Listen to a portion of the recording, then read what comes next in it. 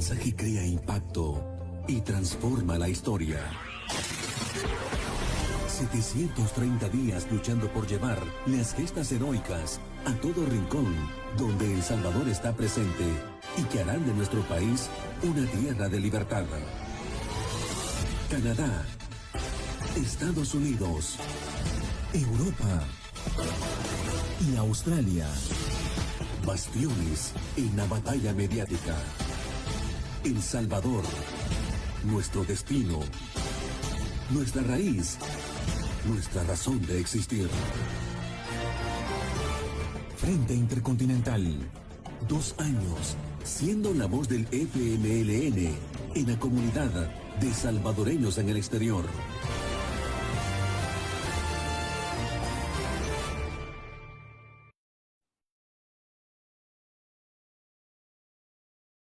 Buenos días, buenas tardes, buenas noches, donde quiera que se encuentren sintonizando esta nueva transmisión de la tribuna del FMLN en línea, programa que realizamos todos los días martes de 7 a 8 de la noche, hora del Salvador. Mi nombre es Rodrigo, del Colectivo Digital de Canadá. Esta noche me acompaña el compañero Francisco y le vamos a pedir que por favor se presente. Adelante, Francisco. Bienvenidos, mi nombre es Francisco del Colectivo Digital del Oeste de Canadá del Frente Intercontinental del FMLN, canal oficial de la militancia en el exterior. Antes de entrar en materia, queremos enviar un saludo a toda la militancia del FMLN, así como también a todos los colectivos del Frente Intercontinental del FMLN en El Salvador, los Estados Unidos, Canadá, Europa y Australia. Enviamos también un saludo a todas y todos los salvadoreños en el exterior y a todas y todos los que nos siguen y comparten nuestras transmisiones en cualquier parte del mundo. Adelante, Rodrigo. Muchísimas gracias, Francisco. Antes de entrar en materia, queremos disculparnos por el pequeño retraso que hemos tenido. Esta noche estaremos compartiendo la entrevista con el compañero Fernando Acuña. El compañero Fernando es miembro del Consejo Nacional, miembro de la Comisión Política y muy recientemente también ha asumido la tarea de una candidatura por el departamento de Aguachapán. Y le vamos a pedir que por favor se presente y envíe un saludo a nuestra militancia, a nuestro pueblo en El Salvador y en el exterior. Adelante, Fernando. Muy bien, muchas gracias, Francisco. Muchas gracias, Rodrigo, por esta nueva invitación. Un gusto siempre compartir con ustedes, con nuestra militancia. Un abrazo muy fraterno, muy fuerte y caluroso a todos nuestros militantes en las afueras de nuestras fronteras, a todos y a todas aquellas que nos ven a través de la señal en redes sociales. De verdad, un saludo muy caluroso, un abrazo muy apretado para todos ellos y pues aquí estamos a la orden y ojalá que esto sirva siempre para romper el cerco mediático de la derecha sobre lo que está pasando en nuestro país y por supuesto en nuestro partido. Muchas gracias por la invitación, camaradas. Gracias, compañero. Compañero Fernando, el domingo nuestro heroico partido oficialmente dio inicio a la campaña electoral presidencial. ¿Qué nos puede decir sobre este evento? Bueno, efectivamente, dentro del calendario del partido, dentro de la estrategia electoral, justamente, eh, había planteadose esta reunión, esta convocatoria a toda la militancia como parte de este proceso. Ustedes saben que hace unas semanas, recientemente, hubo la Convención Nacional, donde se aprobaron, entre otras cosas, la parte final de la estrategia electoral. Se aprobó también el tema de la plataforma político-electoral, lo que se va a ofrecer en campaña. Y dentro de esa línea, pues justamente estaba el lanzamiento oficial de la campaña de nuestro candidato, el Chino Flores. Acá en el país, según el calendario electoral, deben saber ustedes que el 3 de octubre es el día que inició oficialmente ya la campaña proselitista electoral, donde ya se puede pedir el voto por nuestro candidato presidencial, el único candidato inscrito hasta la fecha. Bueno, parece que hay un par ahí queriendo inscribirse, pero La cosa es de que el FMLN es el único que ha tenido la capacidad, la posibilidad de ponerse al frente de la palestra política en este momento. Y este fin de semana, este domingo, pues lo que hicimos fue ya darle a conocer a toda la población y a todo el mundo, pues que nuestra fórmula presidencial está lista, está preparada, está con todas las energías, con todas las ganas y por supuesto con las propuestas y la energía que nos caracteriza. Ese día domingo se convocó a parte de la militancia, debo decir parte porque no pudieron ir todos, ¿verdad? Vieron muchos que lastimosamente no pudieron asistir por diferentes razones, pero nos congregamos ahí frente al local, a la sede central del FMLN, al 1316, ya históricamente conocido como la sede central del partido, donde pudimos compartir con la militancia. Se hizo una presentación, nuestro secretario general hizo una presentación de lo que es esta campaña política, de nuestra fórmula presidencial, por supuesto, y también de los candidatos a inscribirse en estas próximas elecciones. Debo decir también que la semana pasada, es decir, el día miércoles pasado, efectivamente cumplimos con los requisitos que el tribunal y la ley, el Tribunal Supremo Electoral y la ley electoral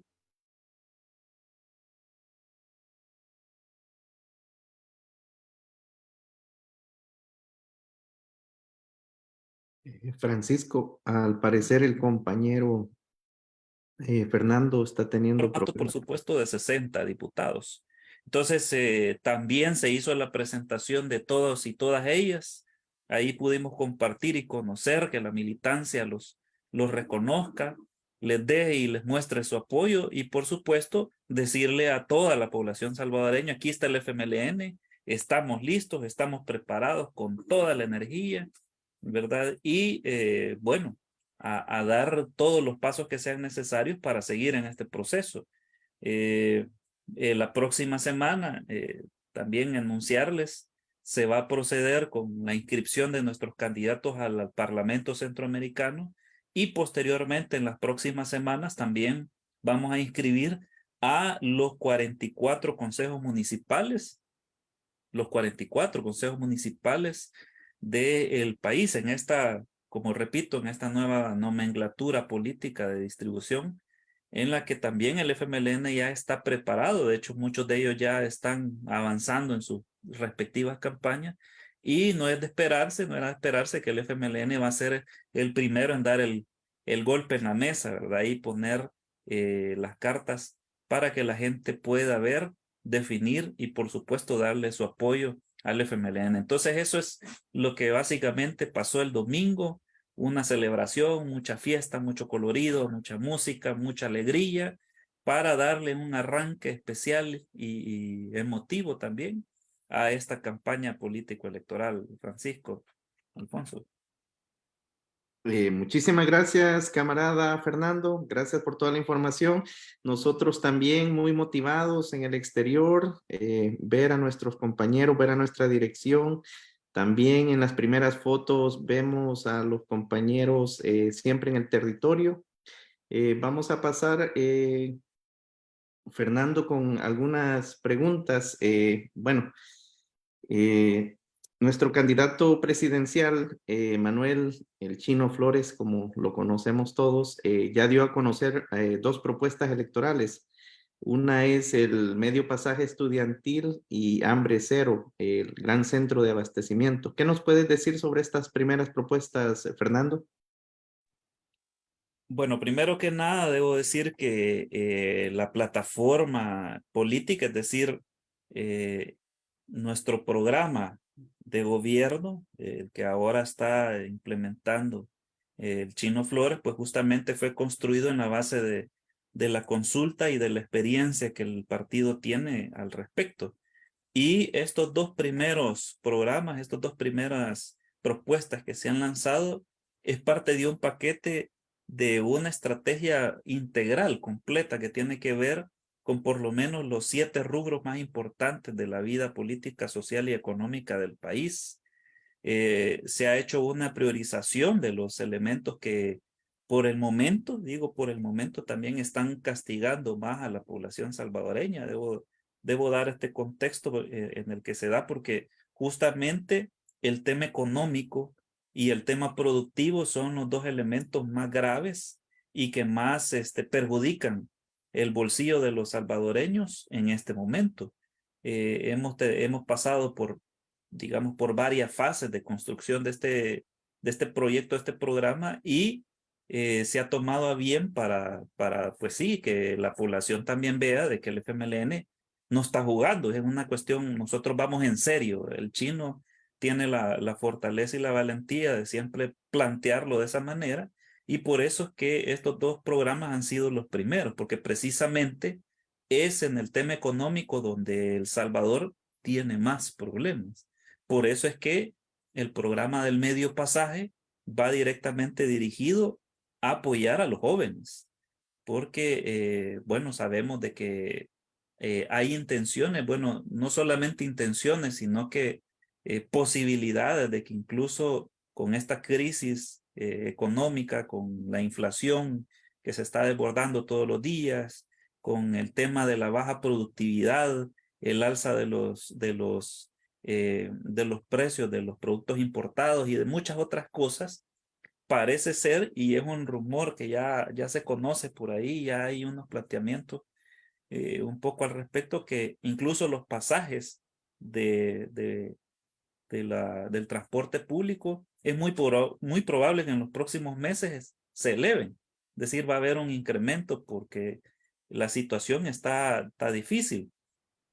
Y viendo eso, verdad es que el partido y el chino ha propuesto que para los estudiantes debe haber un impulso adicional, una proyección un poco más tirada a que le alcance pues los pocos centavos que a veces uno tiene cuando estudia.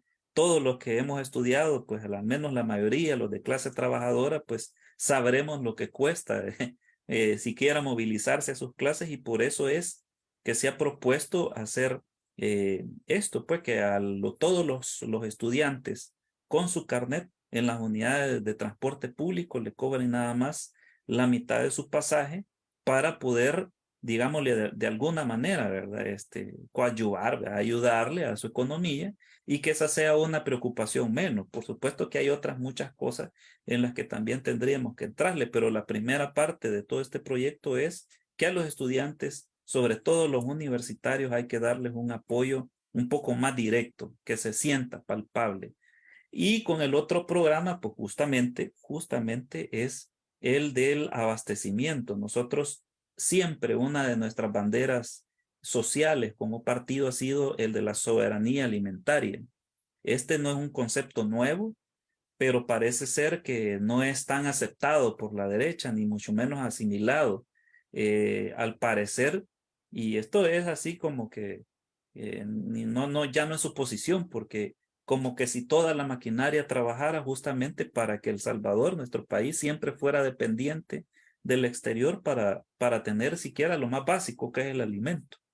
Cuando los gobiernos del FMLN ejecutaron sus programas sociales, nosotros pudimos tener un buen nivel de producción. Acá ya se producía un poco arriba del 70% de los productos consumibles de lo más básico. Estoy hablando de arroz, maíz, frijol.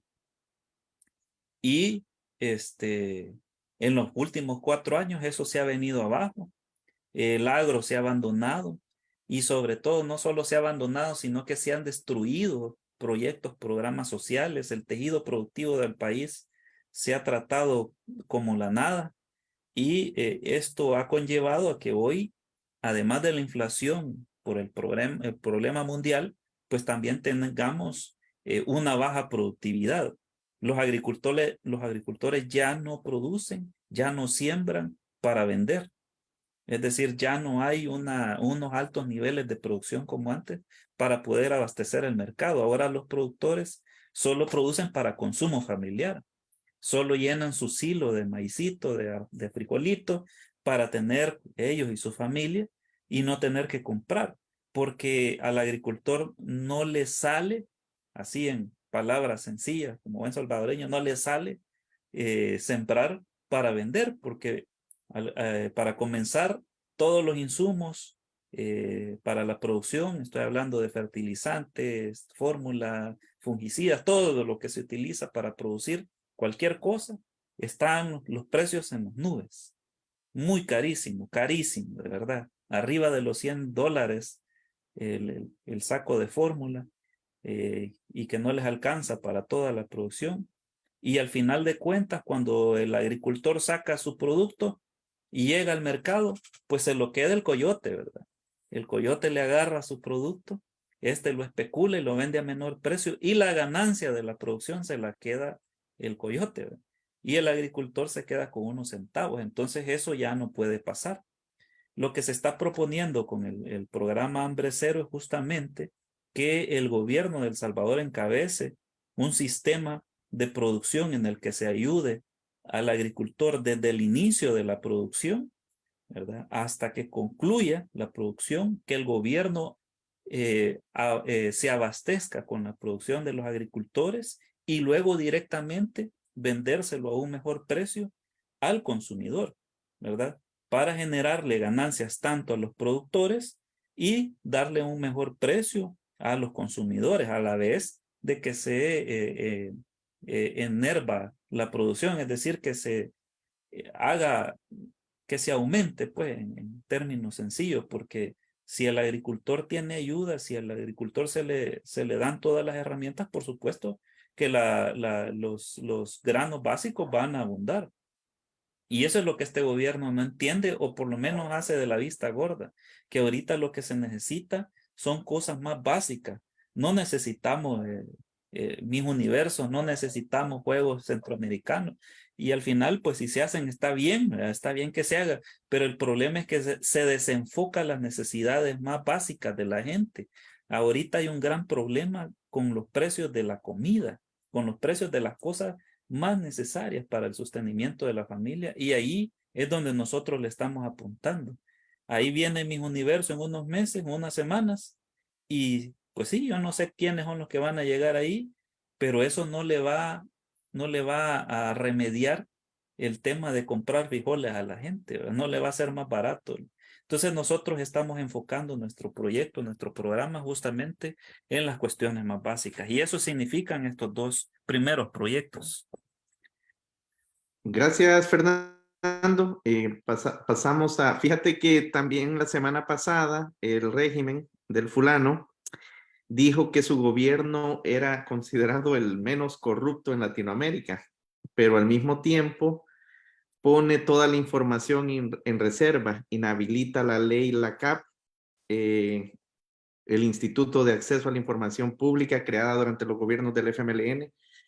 Solo te responden cuando diferentes sectores van al instituto, solo les responden que porque ellos hacen mofa de decirle a la gente, bueno, la información ahí está, vayan y búsquenla. Pero ya diferentes sectores se han acercado al instituto y lo único que reciben de parte de esa institución es que la información está reservada. ¿Algunas palabras, Fernando, sobre esta situación?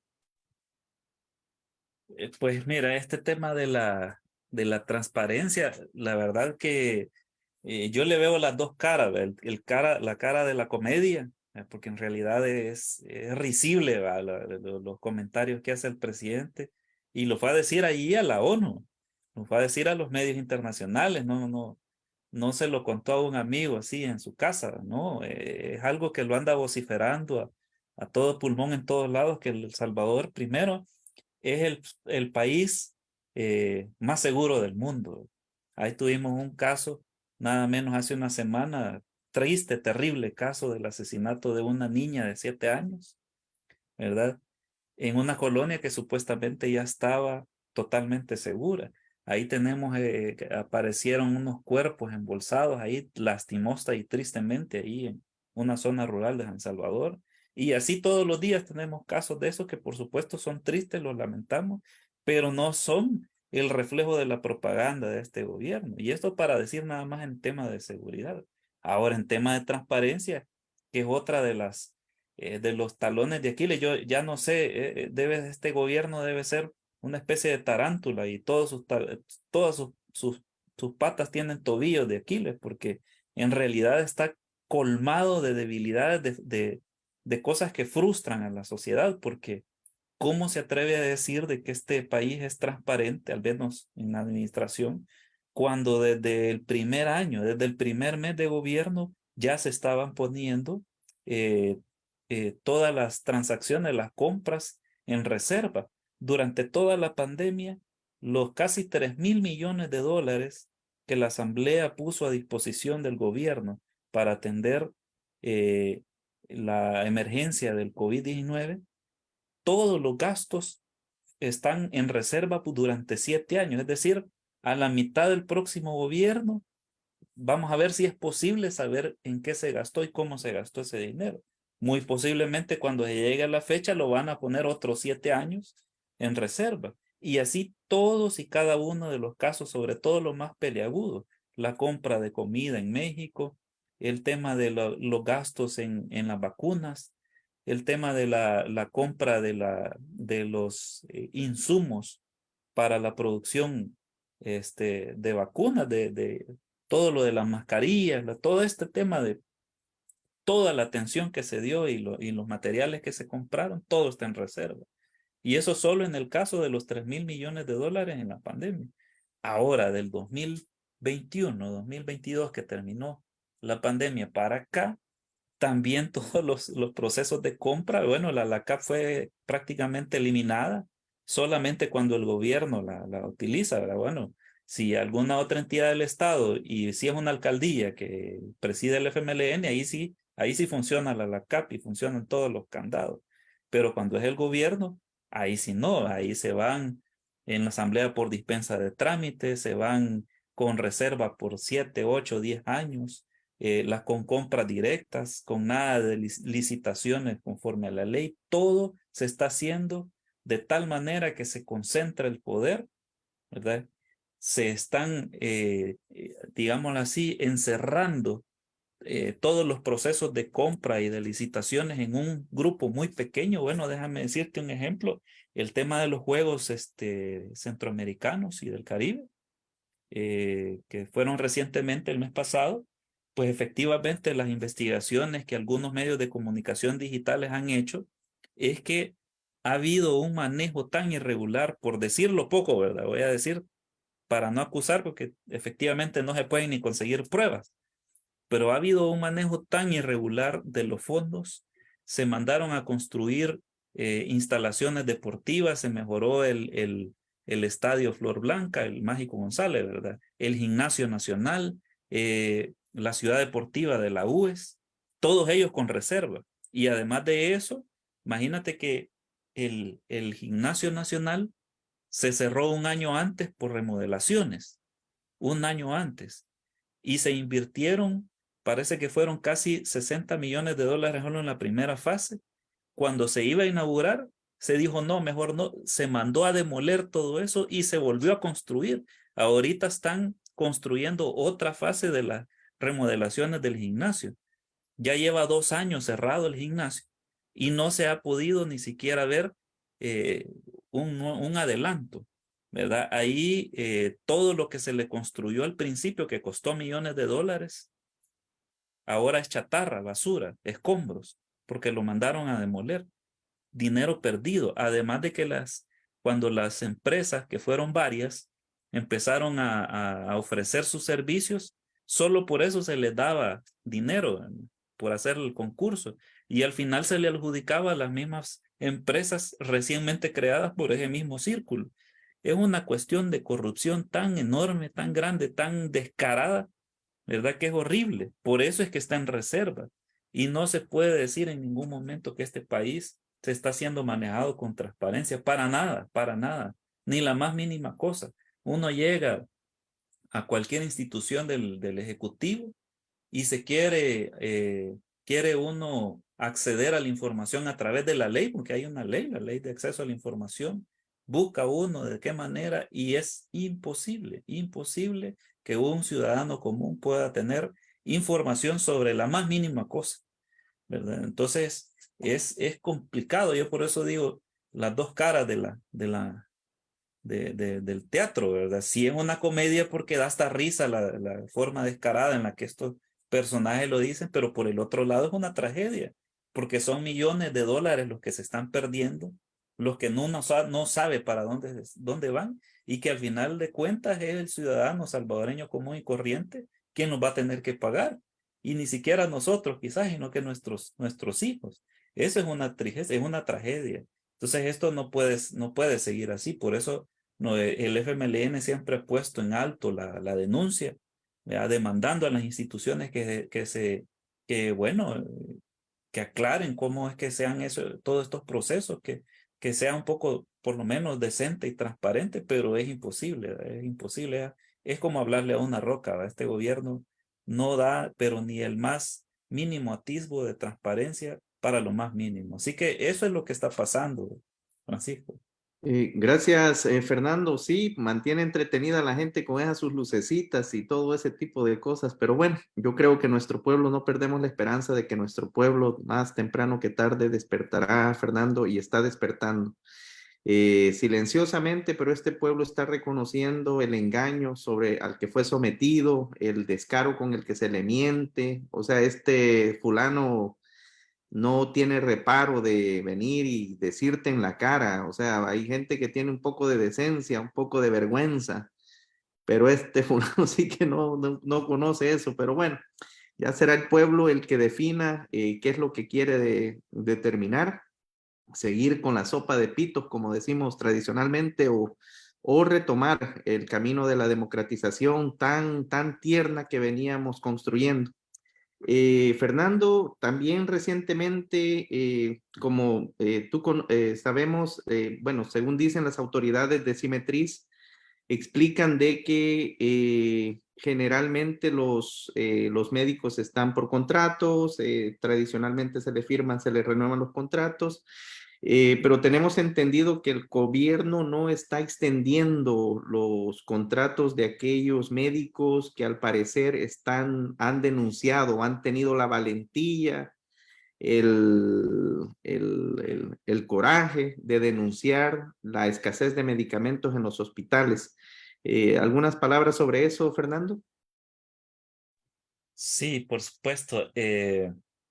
Bueno, a mí, yo cuando Cimetrix empezó a hablar de esto, hasta me sorprendí porque de hecho los sindicatos y todos los gremios de trabajadores los han tenido silenciados, subyugados y algunos cooptados. Es decir, ya la misma gente del gobierno a través del Ministerio de Trabajo los había inyectado con esa oscuridad y por eso estaban callados. Y son muy pocos, la verdad, muy pocos las estructuras organizadas sociales que están tratando de poner en primera plana estos temas. Efectivamente, nosotros nos enteramos de esto y bueno, no solo nosotros, la población salvadoreña se ha dado cuenta que esto ha estado pasando sistemáticamente y deliberadamente desde el manejo de la pandemia.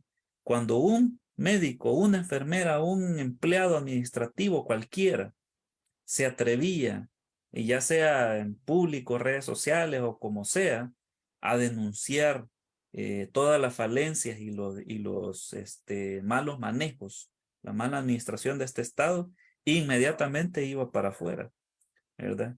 Y nada de que no le renovaban su contrato, no, iba para afuera, terminaban el contrato y lo amenazaban con que no fuera a demandar ante las instancias donde se debe, ¿verdad? Sea el caso, ¿verdad? Dependiendo el sistema de salud está partido en 5 aquí en el país, ¿verdad? Entonces, dependiendo del área, hay instancias donde el empleado puede acudir para tratar de defender sus derechos. Pero donde sea que esté, ya sea el Seguro Social, Fosalud, la red de hospitales, los ECOS, bienestar magisterial, cada una de esas partes del sistema de salud están siendo constantemente vigilados y subyugados a una especie de sistema monárquico, ¿verdad? Casi que es la Inquisición, ahí es una cosa terrible, ¿verdad? Por supuesto, los médicos, todos los que trabajan en el sistema de salud, por su vocación de servicio, hasta incluso por su juramento hipocrático, creo yo que aguantan todas esas cosas, pues, porque al final también es su trabajo. Pero efectivamente lo que viven estas personas es un yugo pesado, donde no pueden decir la realidad. Yo conozco muchos doctores que trabajan en ECOs, en unidades de salud, que efectivamente le dicen, se atreven a decirle a la gente, no, mire, esta medicina la va a tener que comprar porque no hay. Pero mire, doctor, esta medicina siempre me la han dado, yo soy tengo esta enfermedad crónica y durante años a mí me la dieron. Sí, pero en este gobierno ya no se está comprando esta medicina, ya no existe, ya no está en la regla, entonces va a tener que comprarla. Y son muchos los casos, no son casos aislados. Entonces, por eso es que se dan estas cosas y por supuesto al gobierno no le conviene la mala propaganda, ¿verdad? Y cuando empiezan a ver algunos lucitas de gente, pues sí, rechazando estas cosas, pues inmediatamente le cortan, ya no le renuevan, empiezan las amenazas, incluso los han amenazado algunos con meterlos por el régimen a la cárcel. O sea, es una cosa terrible, la verdad. Pareciera película, pareciera mentira, exageración nuestra, pero no, es así, ¿verdad?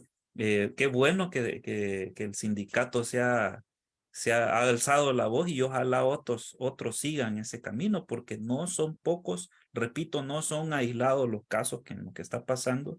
Y este es el último elemento de esto. Hoy ya se está estudiando en la Asamblea Legislativa el presupuesto general para el próximo año. Y efectivamente ahí vienen más recortes, sobre todo a salud y a educación. Recortes no solamente en el tema de presupuesto para salarios, sino en programas, en desarrollo administrativo e institucional, todas esas cosas que para el FMLN siempre fueron prioridad, a pesar que estábamos en medio de un ojo de un huracán, pero a pesar de eso, siempre fueron prioridad para este gobierno, no lo es. Y ahí vienen los recortes, y ahí vienen los despidos. Otra de las modalidades con la que echan a la gente, porque ya han echado miles de gente, es que les eliminan sus plazas. Es decir, ahora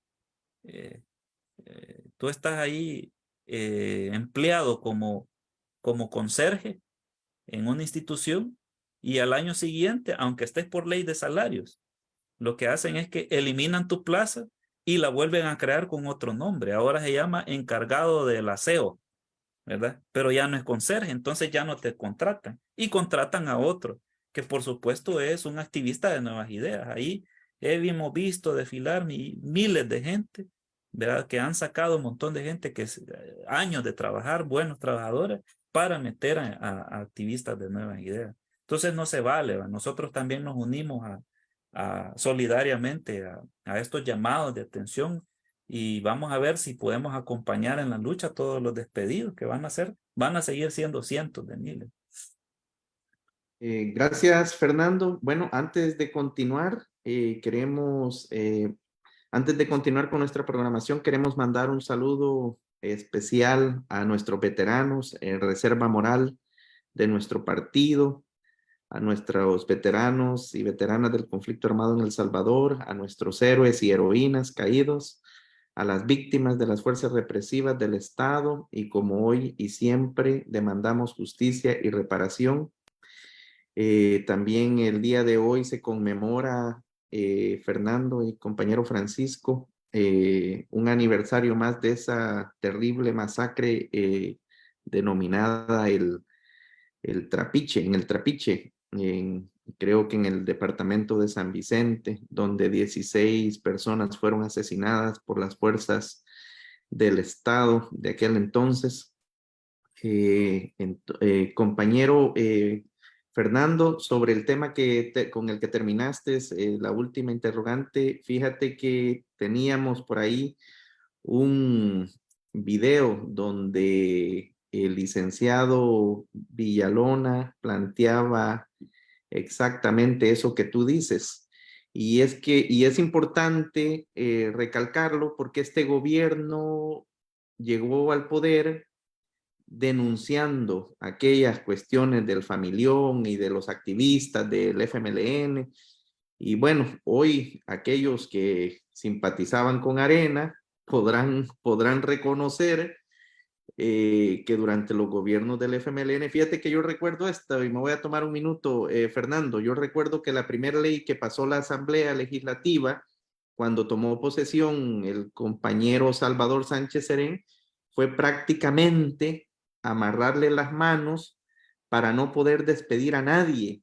Prácticamente tú tenías que haber matado a alguien para que el gobierno pudiera eliminar tu plaza. O sea, tuviste que haber robado una vez, 2 veces, 3 veces, y después de haberte probado la cuarta vez, podía el gobierno tal vez venir y despedirte. Entonces, bueno, y la verdad es que nuestra política no es la misma de las derechas. O sea, porque nosotros reconocemos de que mucha gente que pueda simpatizar, o tal vez no necesariamente simpatizar, pero votar, obviamente Arena tiene casi 1 millón de votos tradicionalmente en su... Entonces nosotros sabemos que no hay 1 millón de burgueses o de millonarios en El Salvador. Sabemos que es un pueblo de alguna manera al que nosotros todavía no hemos podido concientizar y llevarle hacerlos, pues, tener esa conciencia de clase, de que se miren como clase trabajadora y puedan pelear y apelar a sus derechos. Pero le vamos a pedir al compañero Francisco que nos ponga ese video y es exactamente lo que tú estabas planteando, que este gobierno ha despedido hasta la fecha 21,000 trabajadores, según las cifras que se plantean por ahí, pero ha contratado 29,000. Y muy interesante lo que tú planteabas, porque lo... Adelante, Francisco, perdón. En las encuestas, el principal problema del país es el empleo. En todas las encuestas. El segundo es la inflación. Llama la atención que el problema del empleo es más grave. Eso puede tener una lógica. Todo está caro, pero si tengo trabajo, más o menos puedo. Pero si para colmo no tengo empleo, entonces el problema del empleo no es más grave porque el Estado ha contratado mucha gente. O sea, el gobierno de Bukele ha despedido 21,000. Eso dicen los trabajadores despedidos. Pero hay 29,000 más trabajando.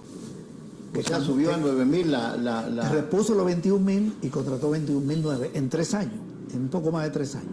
Ok, pero eso es en el sector público. En el sector privado no se ve esa generación de empleo. Y el sector privado es el más grande. Estoy hablando del empleo formal.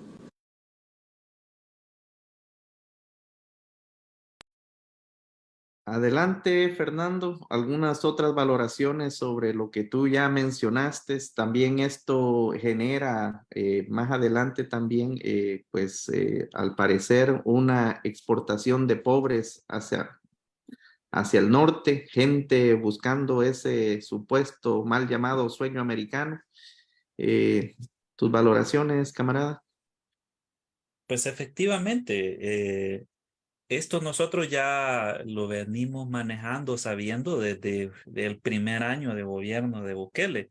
De hecho, yo recuerdo, si no me falla la memoria, fue justamente en el presupuesto del año 2019, cuando todavía estaba la antigua bancada del FMLN, todavía teníamos 23 diputados, que efectivamente se hizo la primer denuncia en este sentido, que en el presupuesto ahí aparecía porque cuando se aprueba el presupuesto en la asamblea se aprueban dos cosas. Una es el presupuesto, que es efectivamente toda la distribución del gasto, ¿verdad? La implementación incluso de la deuda, y por otro lado se aprueba también la cartera del legajo de empleados públicos, es decir, todas y cada una de las plazas que el Estado tiene, el Ejecutivo, ¿verdad? Se aprueban ahí mismo. Entonces ahí es donde nosotros revisamos que en cada una de las carteras del Ejecutivo efectivamente desaparecían una gran cantidad de puestos, de cargos, pero a su vez también aparecían nuevas en una casi igual proporción. Es decir, eliminaban 100 plazas, por ejemplo, de alfabetizadores en el programa de alfabetización de nuestro gobierno, uno de los programas insignia.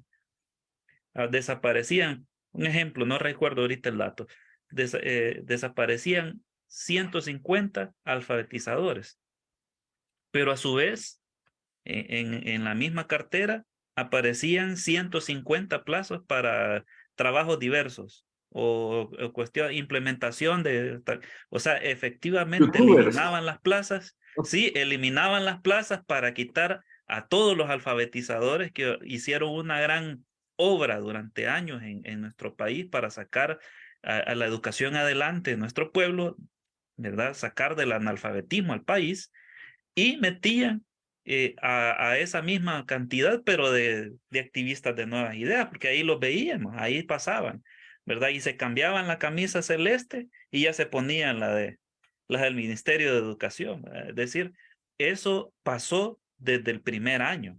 Por eso es que Villalona muy bien, su trabajo, él lo hace muy meticulosamente, efectivamente, ahí lleva la cuenta, y también la denuncia de la asociación de los despedidos del Estado, 21,000, o sea, 21,000 se dice fácil, pero son 21,000 familias que quedaron sin empleo fijo.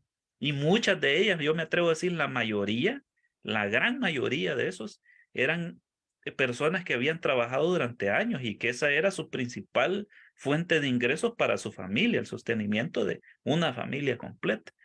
Fíjate que nosotros hacíamos el balance, porque la derecha siempre nos criticaba eso, que el FMLN todo estaba en el gobierno y que todos los militantes estaban en el... No, si nosotros hemos llegado a tener una militancia arriba de 100,000 personas en algunos momentos, pero cuando hacíamos digamos, el balance, no llegaba ni siquiera a 12,000, 13,000 personas que el FMLN había podido contratar, justamente por los amarres que la derecha hacía en los presupuestos. Porque Arena, cuando aprobaba los presupuestos, que a veces costaba hasta 3 meses del año, corrían sin tener presupuesto porque Arena no lo aprobaba. Y le ponía esos candados. No podés despedir a esta gente, no podés destruir estas plazas y no podés contratar más gente. O sea, con las manos atadas, los gobiernos del FMLN aún así pudieron implementar muchos proyectos y muchos programas. Entonces nuestro balance es que no pasaba ni de 12,000 personas, 13,000, las que el FMLN en sus gobiernos había contratado a nuevo personal. Y no todos eran militantes del FMLN, porque tampoco, ¿verdad? Era gente que también había concursado. Pero ahora imagínate, han despedido en estos 3 años y medio, 4 casi, 21,000 personas. Y han contratado a 29,000. ¿Qué es lo que dice eso? Esa es otra arista más de la corrupción. Es otra arista más de este manejo perverso. Y hay otro elemento, y con este cierro, que también nosotros nos fijábamos, porque al principio por lo menos teníamos esa información. Ahora ya ni siquiera eso.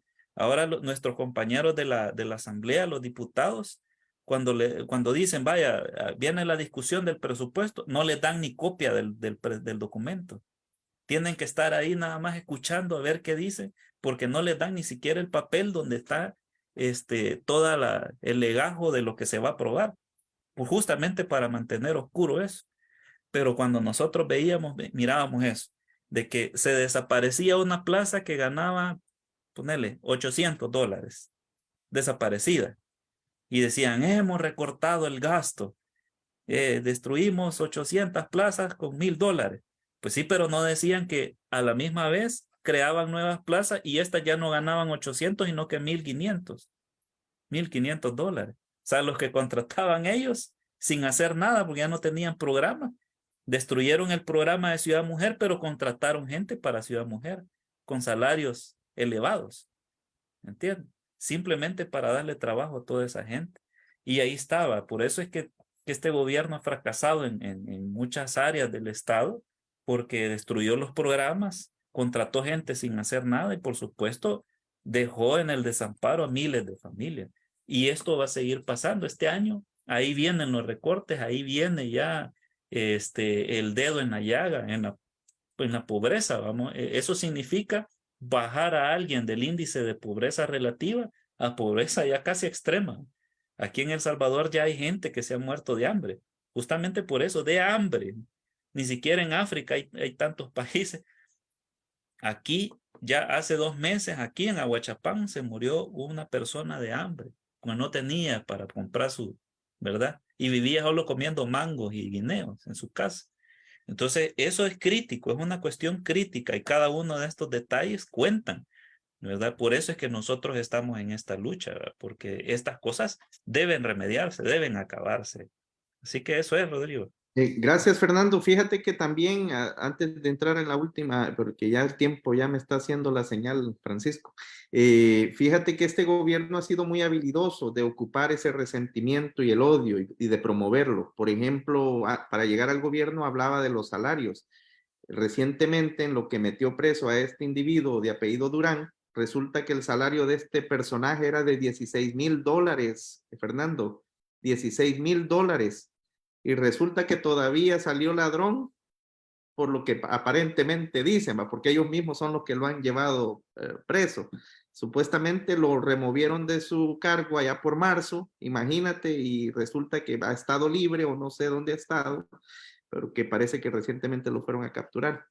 Pero bueno, esto nos lleva, Fernando, a la última, al último punto. Recientemente vimos, salieron a la luz fotos de las condiciones de salud del compañero camarada Calixto Mejía, quien pues se mantiene detenido. Nosotros lo consideramos un prisionero político porque, pues, primero porque no se le ha probado nada, se le mantiene retenido, aunque existe una orden de libertad, o por lo menos para mantener o para llevar su proceso judicial en libertad.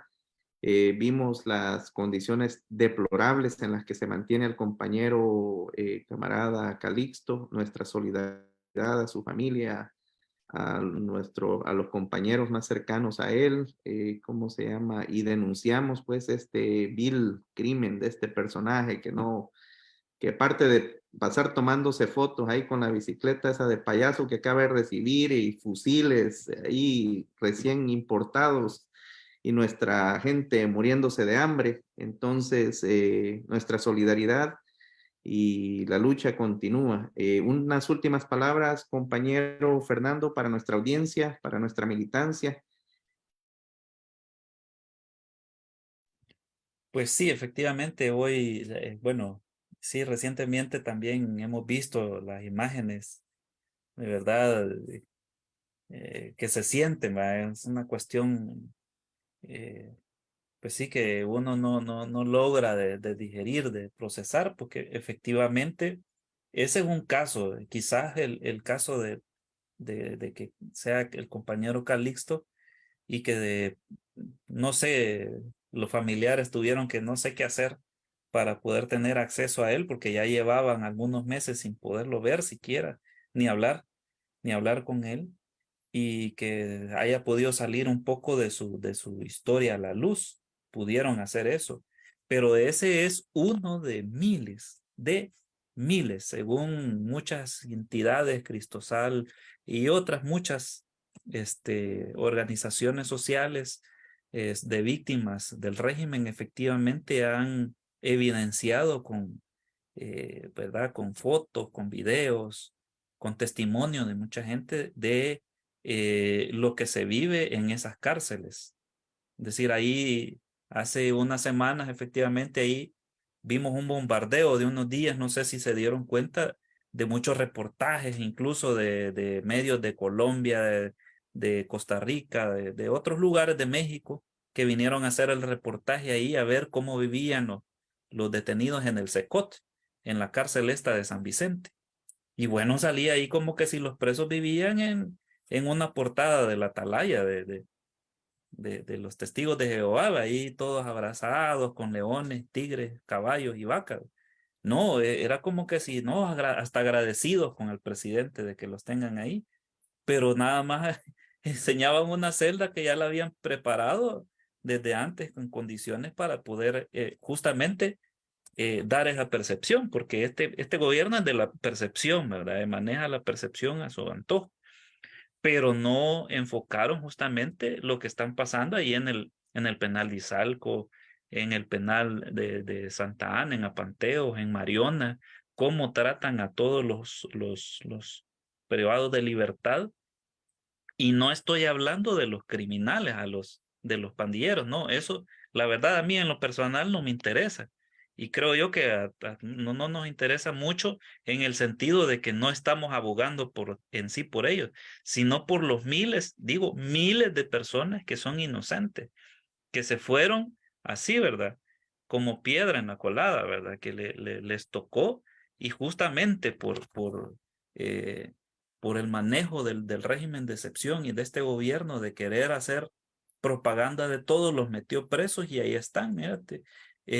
Hace un día, 2 días creo que salió un juez de sentencia en los medios de comunicación efectivamente denunciando estos casos, porque bueno, ustedes saben que los jueces de sentencia efectivamente se llaman así porque son los que tienen la última voz de un caso. Cuando un caso se hace todo el procedimiento, el juez de sentencia es el último, ¿verdad? Ya después de ese, pues sí hay otras instancias, pero según lo regular de un caso judicial, el juez de sentencia es el último que dice, va, este es culpable, le toca esto. Entonces, este es inocente, le toca esto. Entonces, los jueces de sentencia ya han dictaminado en muchos casos ya registrados liberación para muchos detenidos. Y por lo menos, como tú dices, medidas sustitutivas que ya no son en prisiones, sino que en arresto domiciliar o otro régimen de privación de libertad. Pero el caso es que este gobierno deliberadamente, es decir, conscientes de lo que están haciendo, que es delito, porque así lo dijo el juez, desobedecer un mandato, un dictado de un juez de sentencia es delito por donde quiera que se le vea. Y aún así no han liberado a las personas, las liberan a los meses, ¿verdad? O si no, simplemente hacen caso omiso y los mantienen en situaciones deplorables. Hemos sabido de casos en los que la gente ha salido muerta, fallecida de las cárceles y lo sacan en la madrugada, ¿verdad? Y amenazan a la familia de no denunciar porque si no ellos van para adentro también.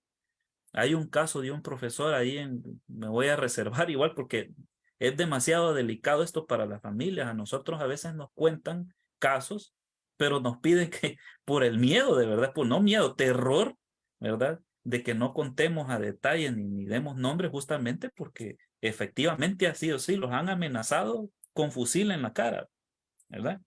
De que no se dé a la luz esto, pero hemos sabido de casos de gente que ha entrado sana sin ningún problema de salud y han salido con diabetes, han salido con de todo y además de eso con lesiones graves.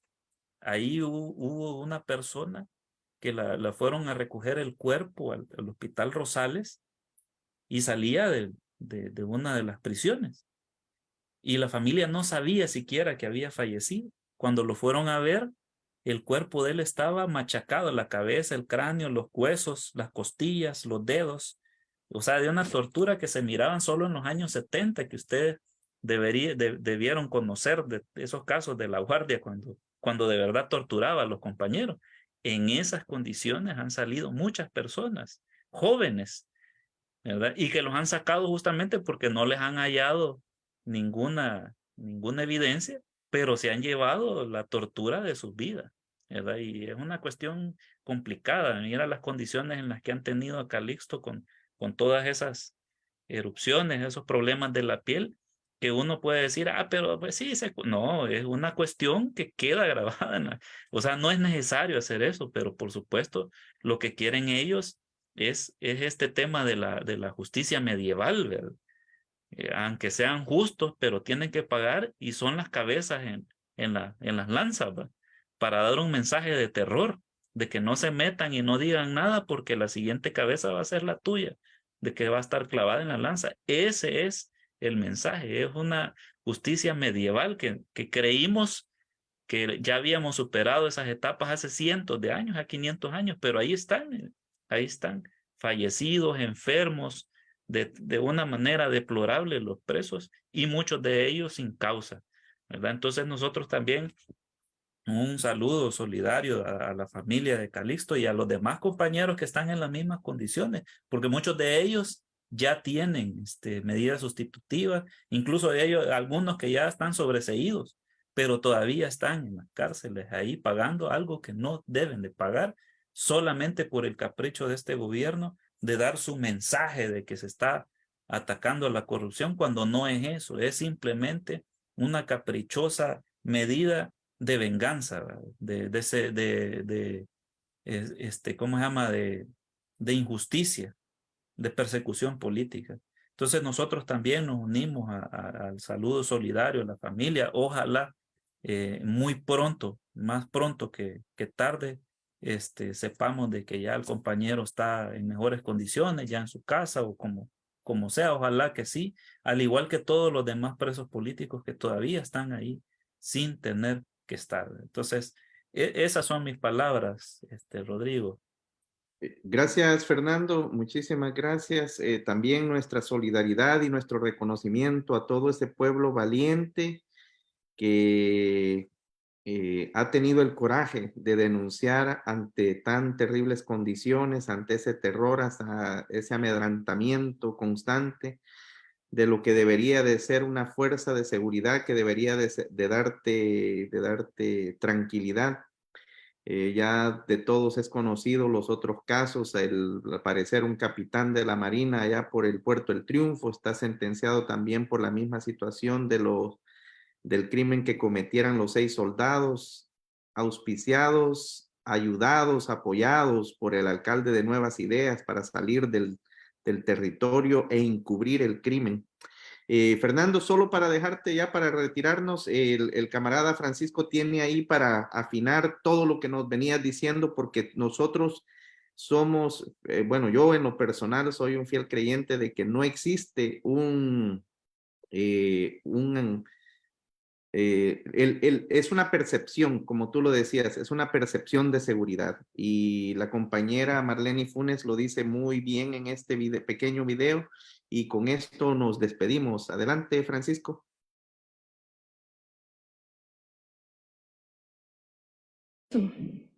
O sea que aquí cada vez que se justifica el régimen de excepción, le dan la razón a aquellas voces que decimos: sin régimen de excepción no hay seguridad en nuestro país. O sea que es cierto aquello que si se acaba el régimen, se les cae también la casa de papel que han construido, porque no se atacan en los temas que generan delincuencia en nuestro país. Un diputado dijo: El Salvador antes expulsaba a los salvadoreños. No, El Salvador sigue expulsando diariamente a sus hijos y a sus hijas. Los sigue expulsando. ¿Por qué razones? Por las mismas. Falta de oportunidades, pobreza, desigualdad, corrupción, y van a seguir.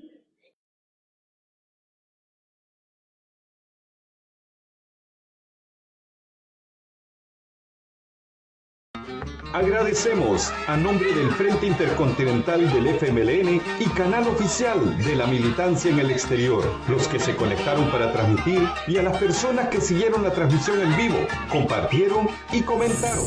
Nos despedimos, no sin antes invitar a toda la militancia en el exterior a unirse a este nuevo esfuerzo y agradecer a la solidaridad internacional por el apoyo que nos han dado. Nos dan y nos seguirán dando en nuestras luchas por nuestra liberación, por la paz y la democracia en El Salvador. La lucha continúa. Unidos venceremos. No más persecución política en El Salvador. Libertad para las y los presos políticos. Dictaduras nunca más. Proletarios de todos los países unidos. ¡Viva el FMLN! Juntos tú y yo romperemos el cerco mediático.